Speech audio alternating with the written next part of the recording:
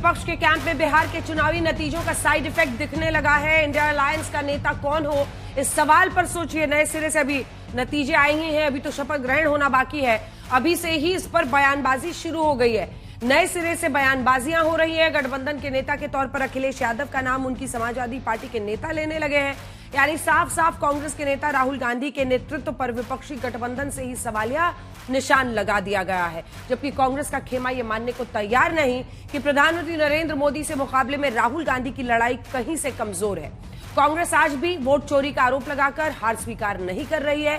लेकिन सवाल यह है कि क्या राज्यों में एक के बाद एक हो रही कांग्रेस की हार ने राहुल की मुश्किल बढ़ा दी है? क्या महाराष्ट्र से लेकर बिहार में हुई हार से इंडिया अलायंस में राहुल गांधी की बार्गेनिंग पावर को घटा दिया है? क्या अभी से समाजवादी पार्टी 2027 के लिए यूपी की अपनी रणनीति में कांग्रेस को ज्यादा हिस्सा नहीं देना साफ कह रही है? क्या विपक्षी टीम में राहुल का खेल खराब हो गया है? बिहार में हार राहुल पर विपक्षी पार्टियों की तरफ से ही तलवार, यही है हल्ला बोल का विषय। पहले ये रिपोर्ट देखिए। हमारे साथ आज खास मेहमान अखिलेश प्रताप सिंह जी, प्रवक्ता कांग्रेस पार्टी के यहाँ स्टूडियो में जुड़ गए हैं। सुधांशु त्रिवेदी जी, राज्यसभा सांसद और बीजेपी के राष्ट्रीय प्रवक्ता हमारे साथ जुड़ गए हैं। रविदास मेहरोत्रा, जिनका बयान हमने आपको सुनाया, विधायक है समाजवादी पार्टी के, वो जुड़ गए। आनंद दुबे जी, प्रवक्ता शिवसेना के, जुड़ गए। धीरेन्द्र कुमार एलजेपीआर का पक्ष रखेंगे।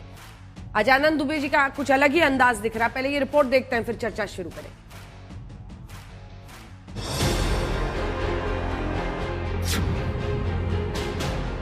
बिहार में हार के बाद कांग्रेस नेता राहुल गांधी की राजनीतिक गतिविधियों की ये पहली तस्वीर है। कांग्रेस मुख्यालय इंदिरा भवन में एसआईआर वाले 12 राज्यों में रणनीति तय करने के लिए कांग्रेस की ये बैठक हुई।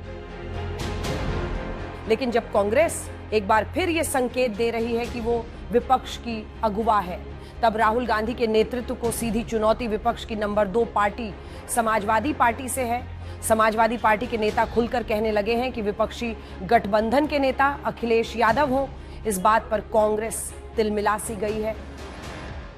उत्तर प्रदेश में समाजवादी पार्टी सबसे बड़ी पार्टी है और देश में तीसरे नंबर की सबसे बड़ी पार्टी है।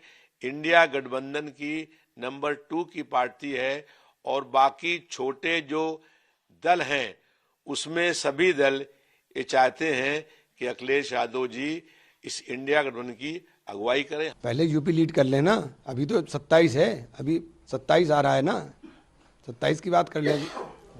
मतलब राहुल जी सक्षम है? मैं आपसे ये राहुल जी का कोई मुकाबला नहीं है। राहुल जी का कोई किसी से मुकाबला नहीं है। राहुल जी जितना उसके साथ लड़ाई लड़ते हैं, राहुल जी का कोई मुकाबला नहीं है।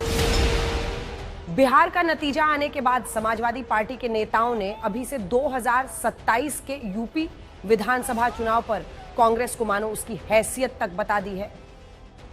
लोकसभा चुनाव के प्रदर्शन को अगर हम देख लेंगे तो हम निश्चित रूप से उनको 30 से 35 सीटें देंगे और ये चर्चा हमारी पार्टी में भी है। तो कांग्रेस को ये तय करना पड़ेगा कि उनको सीटें ज्यादा चाहिए, भागीदारी ज्यादा चाहिए या सत्ता भारतीय जनता पार्टी से हर छीननी है हमें। सपा के नेता हैं या कांग्रेस के नेता हैं, सुरेंद्र राजपूत है, कोई भी इनसे कोई मतलब नहीं है।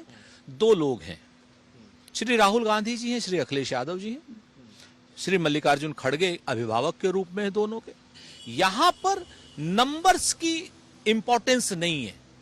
403 की 403 पर समाजवादी पार्टी और कांग्रेस पार्टी चुनाव लड़ेगी, सिंबल कोई किसी का भी हो। समाजवादी पार्टी के नेताओं की ओर से कांग्रेस को इस रियलिटी चेक के बीच अखिलेश यादव का बेंगलुरु में हुआ विजन इंडिया कार्यक्रम उनके राष्ट्रीय सपनों का संकेत है।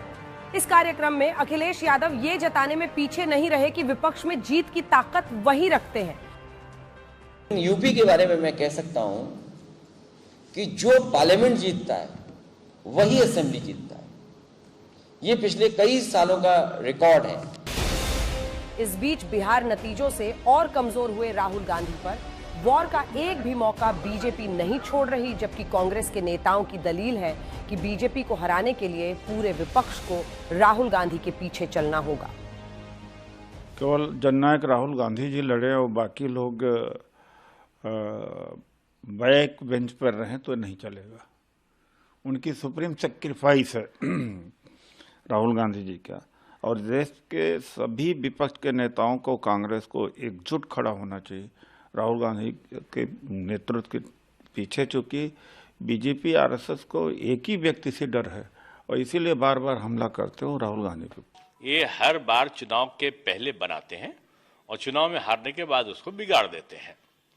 तो मैं समझता हूं कि बगैर नीति के, बगैर नियत के और बगैर नियंत्रण के और बगैर नेतृत्व के चलने वाला ये जो महागठबंधन कहें, इंडी गठबंधन कहें या गांधी परिवार का बंधन कहें, वो अब उससे सब मुक्त है। और अब मुझको लगता है कि कांग्रेस ही अब उनको नेता मानने को तैयार नहीं है।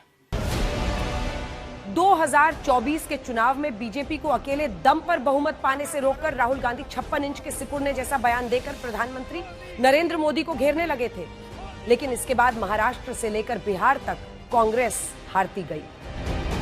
और अब विपक्षी कैंप का नेता कैसा हो, सवाल ये खड़ा हो गया है। ब्यूरो रिपोर्ट आज तक।